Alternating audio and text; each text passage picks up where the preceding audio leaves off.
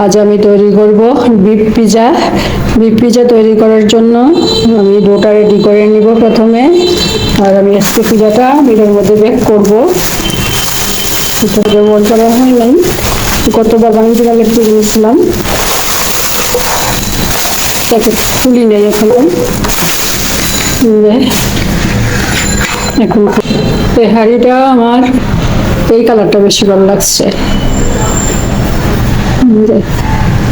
এটার মধ্যে আজকে যেটা তৈরি করব। আসসালামু আলাইকুম, welcome back to my channel. সম্মানিত ভিউয়ার্স, আজ আমি তৈরি করব বিফ পিজা। বিফ পিজা বানানোর জন্য আমি এখানে কাপ দিয়ে 3 কাপ ময়দা নিয়েছি। এখানে আমি ডোটা তৈরি করে নিব। ডোটা তৈরি করার জন্য আমার যা লাগবে, আমার লাগবে কুসুম গরম পানি। এখানে প্রায় 1 কাপ পানি নিচ্ছি, গরম পানি। লাগবে গুঁড়া দুধ, এখানে 2 চা চামচ গুঁড়া দুধ নিয়েছি। আমার লাগবে স্বাদ মতো লবণ আর চিনি, অল্পখানি চিনি দিব, আর স্বাদ মতো লবণ। আমার লাগবে ইস্ট, আমি এখানে টেবিল চামচে 1 চামচ ইস্ট ব্যবহার করব। যে আমি এই চামচে 1 চামচ ইস্ট ব্যবহার করব। আমি ইস্টটা দিয়ে দিব লবণ আর চিনি একসাথে, দিব গুঁড়া দুধ,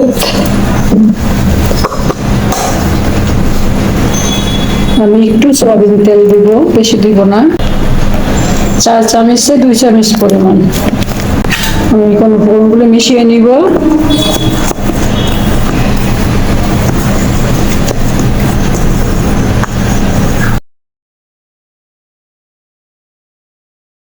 এখন দিব গরম পানি। পানিটা একটু গরম, বেশি গরম না, আঙ্গুল সহ্য হয় এরকম।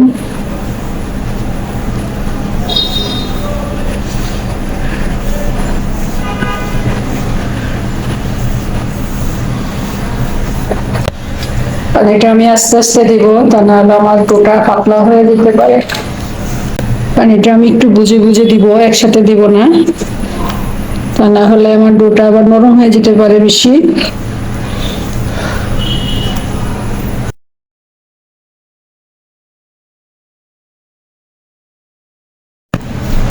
আমি প্রায় 1 কাপ পানি নিয়েছিলাম, আমার পুরোটা লাগে নাই।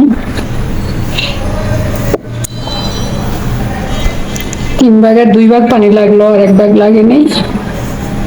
এই যে দেখুন,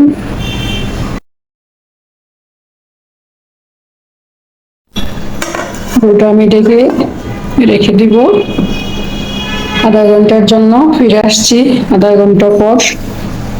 বিফ পিজা তৈরি করার জন্য আমার আরো কিছু উপকরণ লাগবে। সেগুলো হলো, আমি এখানে অরিগানো ব্যবহার করব, অরিগানো লিফ। তারপরে আমার লাগবে চিজ, তারপরে লাগবে টমেটো সস, তারপরে লাগবে বিফ কিমা, তারপরে লাগবে ক্যাপসিকাম। আমি কিমাটা আগে রান্না করে ফ্রিজে রেখে দিছি, এখন নামিয়ে নিব।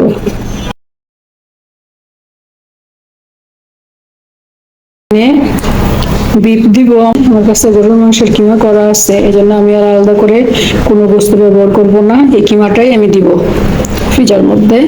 আমি এই কিমাটা তৈরি করছি, কিছু পেঁয়াজ কুচি দিয়েছি, সাথে একটু লবঙ্গ গুঁড়া, একটু গোলমরিচ গুঁড়া, আর একটু জিরার গুঁড়া, আর একটু লবণ দিয়ে তৈরি করে নিচ্ছি। এটা আমার ছিল আগে বাসায়। আর লাগবে চিজ, চিজটা আমি একটু গ্রেট করে নিচ্ছি।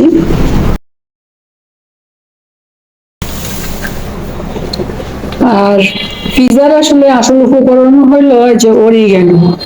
পিজাতে অরিগ্যানো ব্যবহার করলে পিজাটা অসাধারণ একটা টেস্ট পাওয়া যায়, অনেক ইয়াম্মি হয় এই অরিগ্যানোটা ব্যবহার করলে। যে অরিগ্যানো, এই যে লিফ, এই পাতাটাই এখানে, যে শুকনা পাতা অরিগ্যানো দেখায় দেয় একটু।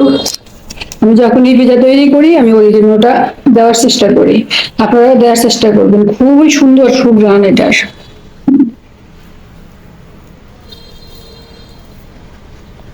দাম বেশি একটা না, যে 85 টাকা একটা কিনলেই অনেকদিন চলে যায়। 85 টাকা, শুকনো অনেকদিন রাখা যায়। আর আমি এখানে কিছু সবজি কেটে নিচ্ছি। এটা হলো ক্যাপসিকাম, রেড ক্যাপসিকাম, আর হলো গ্রিন ক্যাপসিকাম। আর এখানে আছে টমেটো সস, আর এখানে একটু কুচি করা ক্যাপসিকাম। চলুন তাহলে শুরু করি। আমি ডোটা আগে রেডি করে রাখছিলাম, যে ডোটা বাতাস বের করে নিছি। ডোটা একটু বেলে নিব।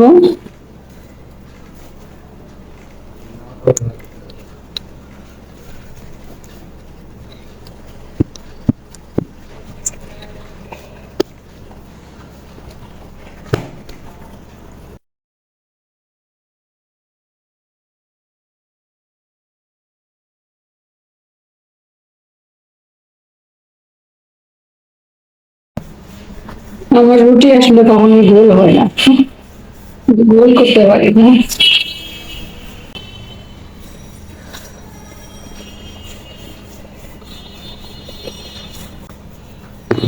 বেলা শেষ, আমি এখন এটা ফ্রাই প্যানে উঠিয়ে নিব।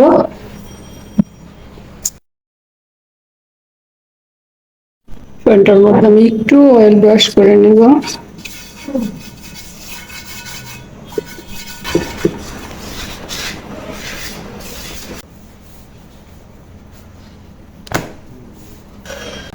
সেট করে নিলাম। আমি এখন সস আর সবজি ব্যবহার করব।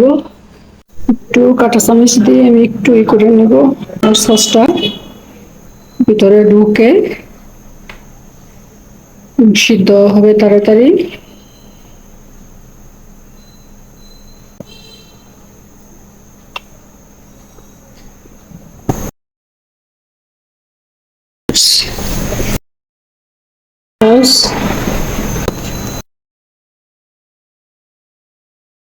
একটু অরিগানো, খুব সুন্দর ফ্লেভার, এটা আপনারা দিয়ে দেখবেন।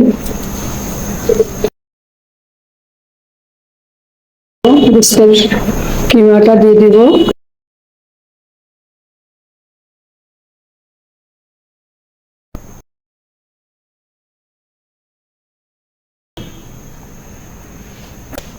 দিব চিজ,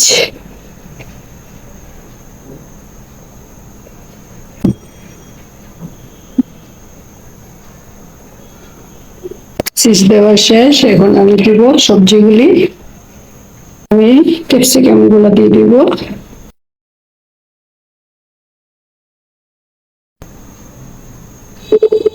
এখন আমি কুচানো গুলো দিয়ে দিব।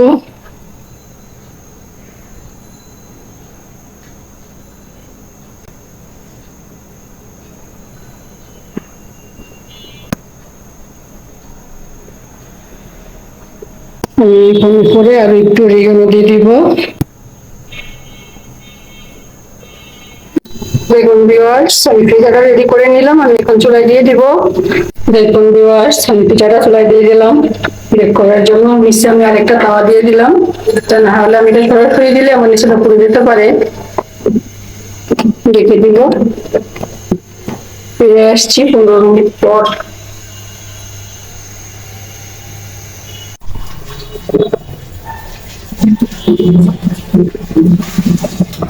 দেখি আমার পিজা, দেখুন ভিউয়ার্স, আমার পিজা হয়ে গেছে। দেখুন আমার পিজাটা।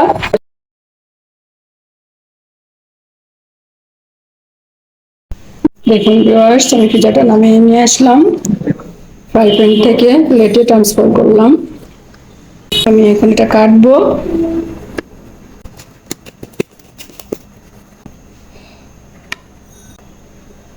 দেখুন ভিউয়ার্স, যে আমি কেটে নিলাম। আমার আজকের ভিডিওটি যদি আপনাদের ভালো লাগে তাহলে প্লিজ এটা লাইক দিবেন, কমেন্ট করবেন, আপনাদের ফ্রেন্ডস এন্ড ফ্যামিলির সাথে শেয়ার করবেন। আর যদি চান তাহলে আমার চ্যানেলটাকে সাবস্ক্রাইব করে রাখতে পারেন। আজ তাহলে এ পর্যন্তই। আল্লাহ পাক আমাদের সবাইকে সুস্থ রাখুন, ভালো রাখুন। আমিন। আল্লাহ হাফেজ।